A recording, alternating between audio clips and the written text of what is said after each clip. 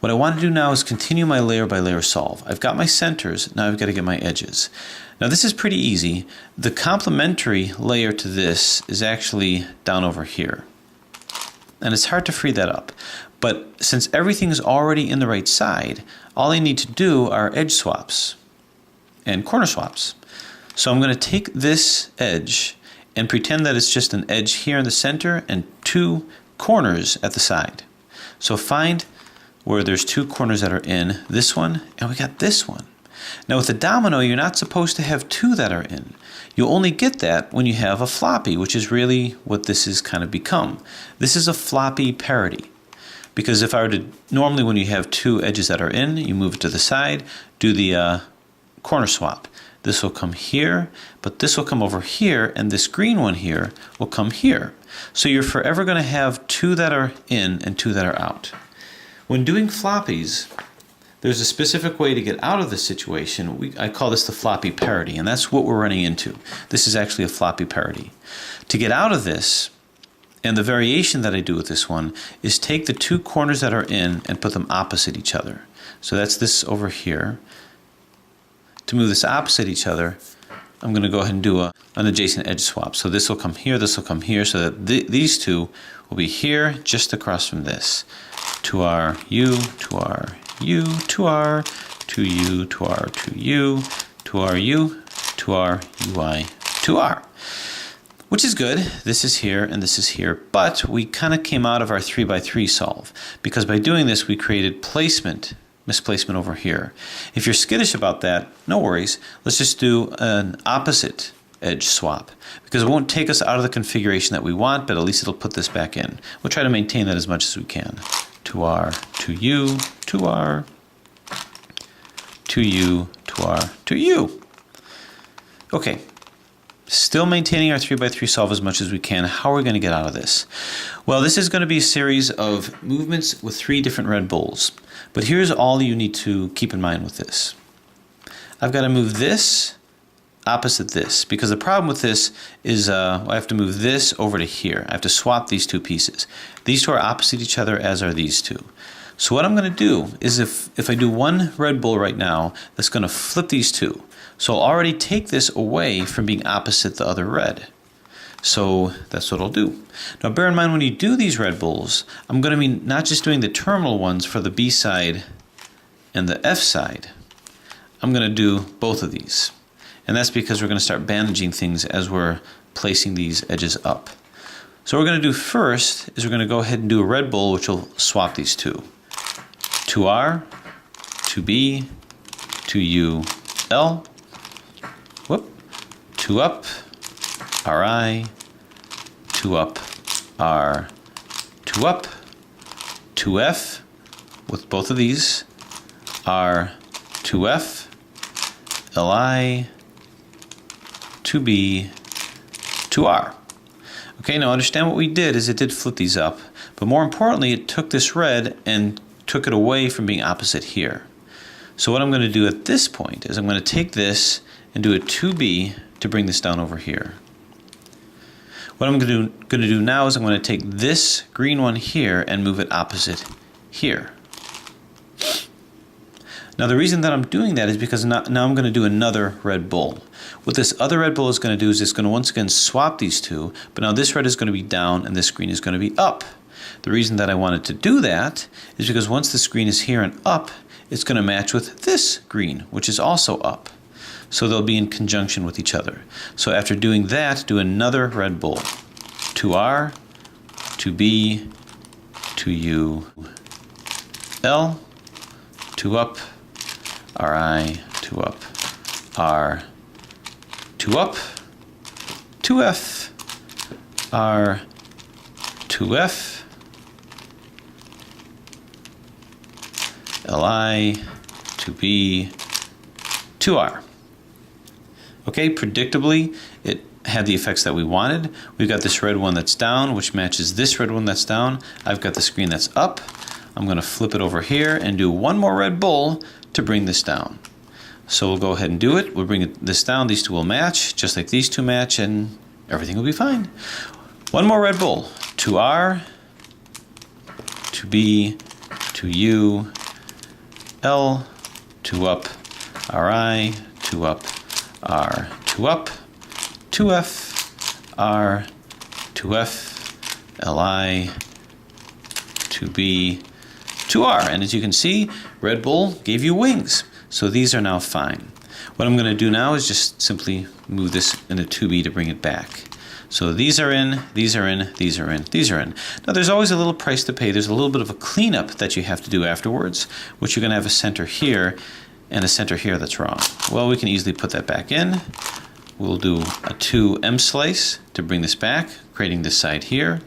Move this to the side. I'll do another 2 over here. And now we've got this cross. And lest you have a religious experience, we'll go ahead and bring this back across here. Turn and turn. And there it is.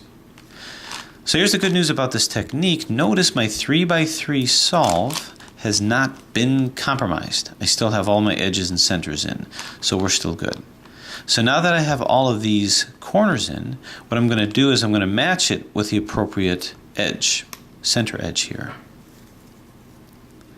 So what I'm going to do is, well, we can do an adjacent edge swap to put this yellow here. The screen will end up here. That's 2R, U, 2R, U, 2R, 2U, 2R, 2U, 2R, UI, 2R.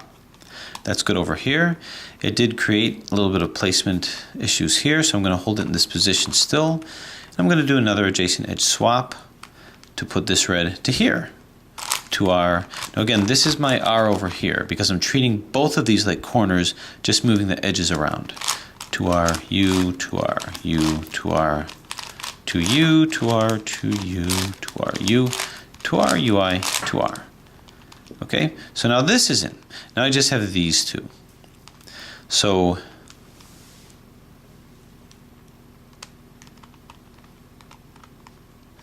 what I will do is now do an adjacent edge swap. 2R, U, 2R, U, 2R, 2U, 2R, 2U, and there we go. Okay, so you can see all these are in, and so far so good. So we've reduced these edges. Now notice we ended up with these two out. It was kind of an odd numbered out, so now we've kind of destroyed our 3x3.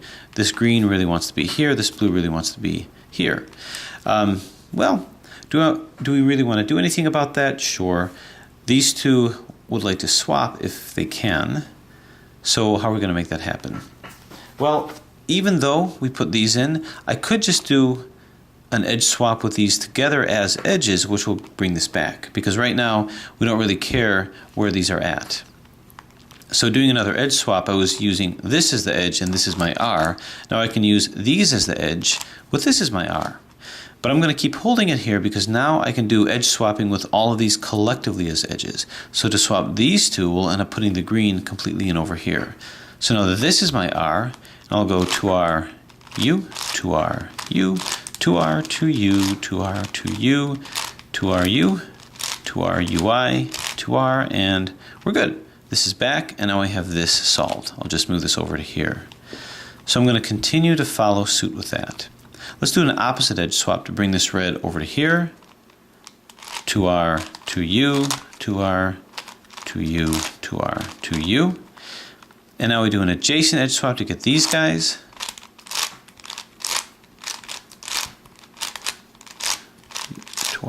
UI, 2R, and it's done. So our first layer is done. So let's take a look at what we've managed to do with this particular strategy.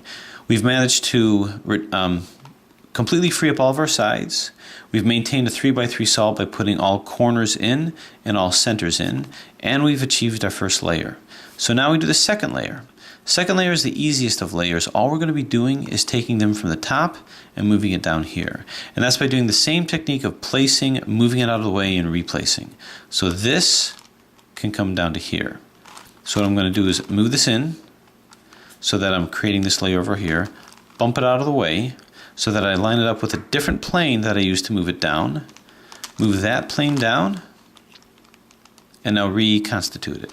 Bring this back up, turn, which brings this back over here, and turn.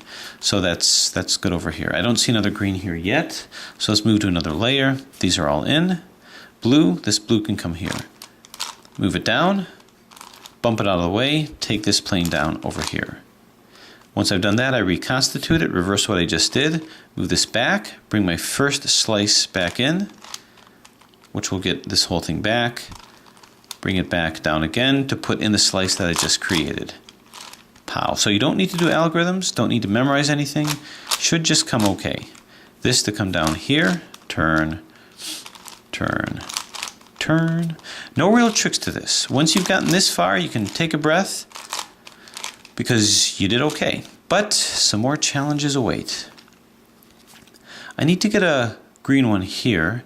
I don't see anything up here. And I need to get a blue one so I can actually put a blue one here. Turn, turn, turn, turn, and here we go with this. So how am I going to put a green one in here? I'm going to have to borrow it from something from this layer over here. So which layer belongs here? Well, how about this one?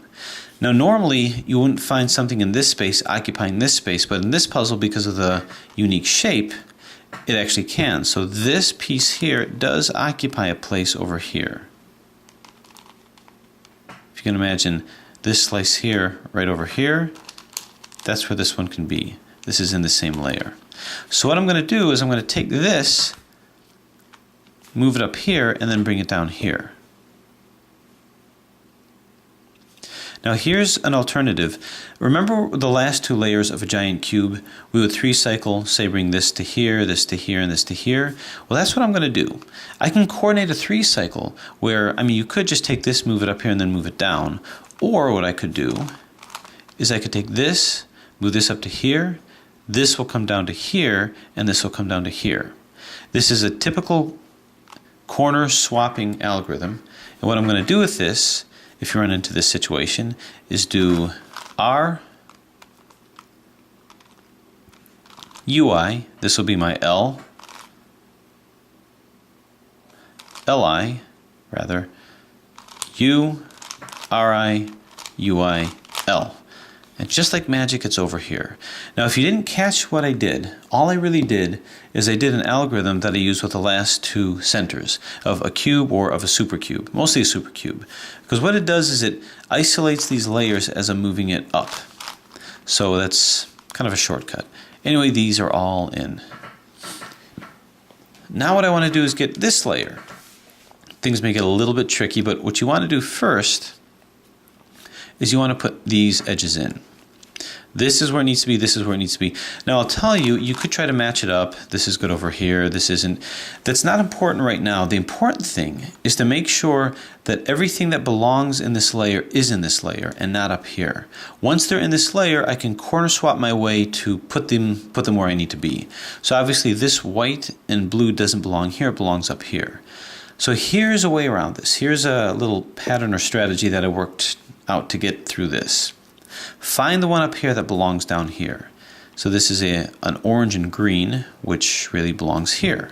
So if I had my wish, this guy,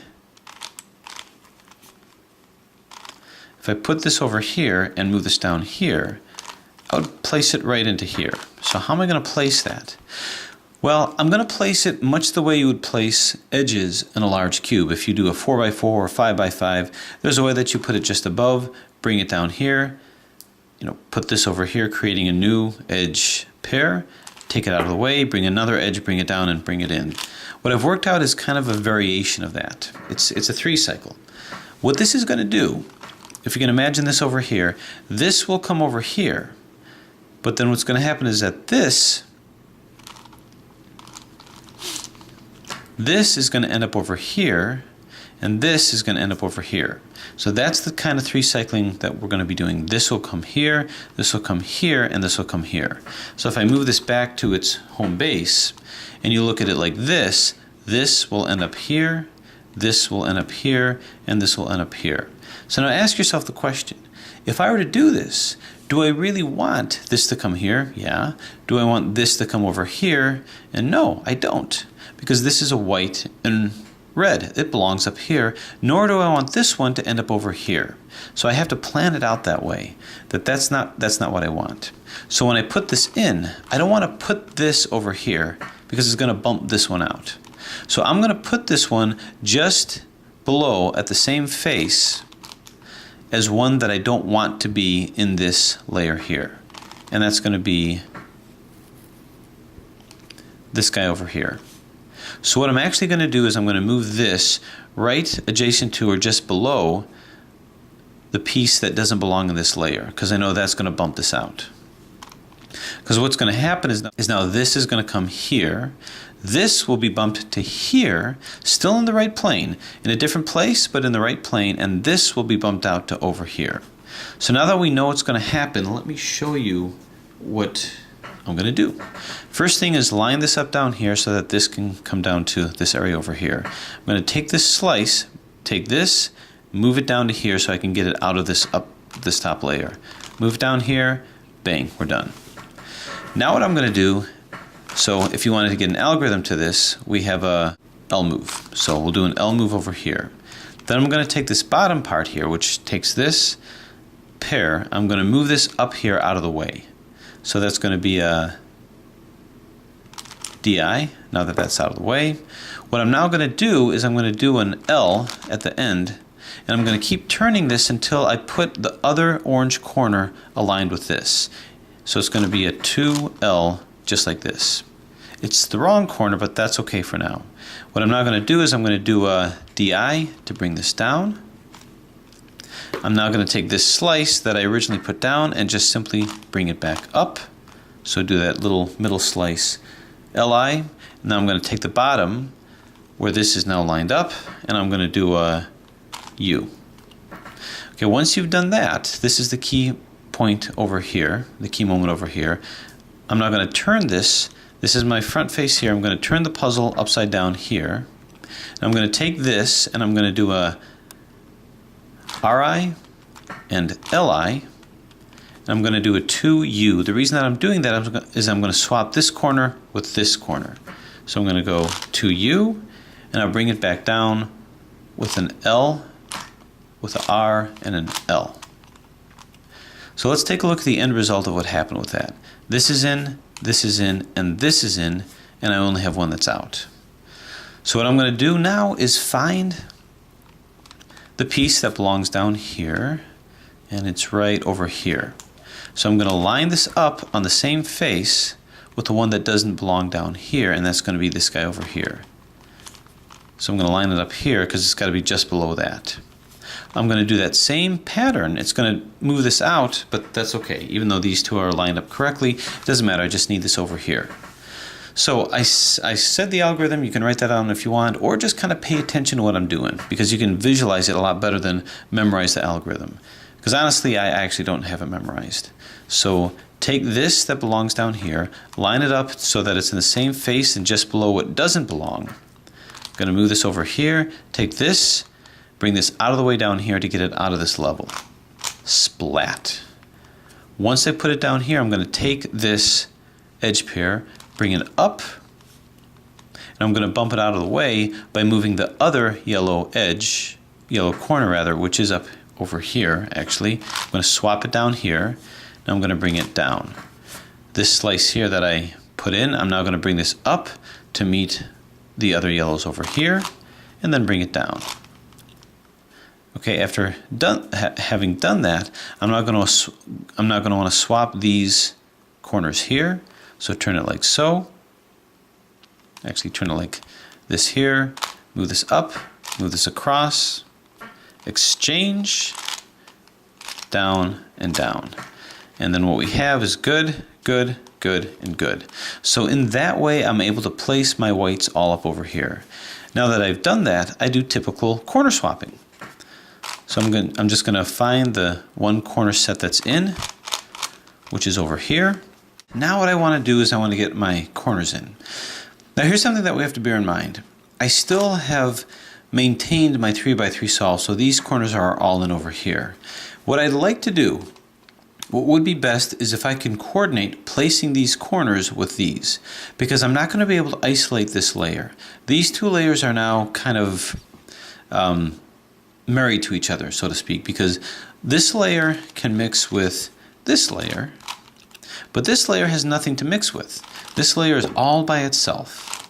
So in order to move these corners, I'm going to have to move it at the same time as these corners up here too. Because in order to do corner swapping as I come down, I'm going to be moving this layer too. So maybe I can put these corners in, but I'm going to mess these up. Now in my previous offset puzzle, the 3x4x4 I cube, I showed how you can coordinate the solving of these corners in this layer with the solving of these corners, doing it at the same time. Now if I wanted to get all the corners in on this layer, as you know, I take the two corners that are in, put it to the left side, do a corner swap, and then all these corners will be in. But what's going to happen to these corners? What's going to happen is that I'm only going to end up with one set of corners in if I do a corner swap. So if you have all of these corners in, one corner swap will just have one set of corners that are correct.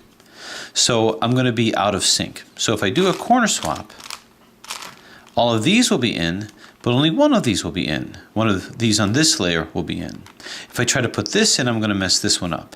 So here's what I'm going to do. If I put this to the left, then I'll end up with all the corners in.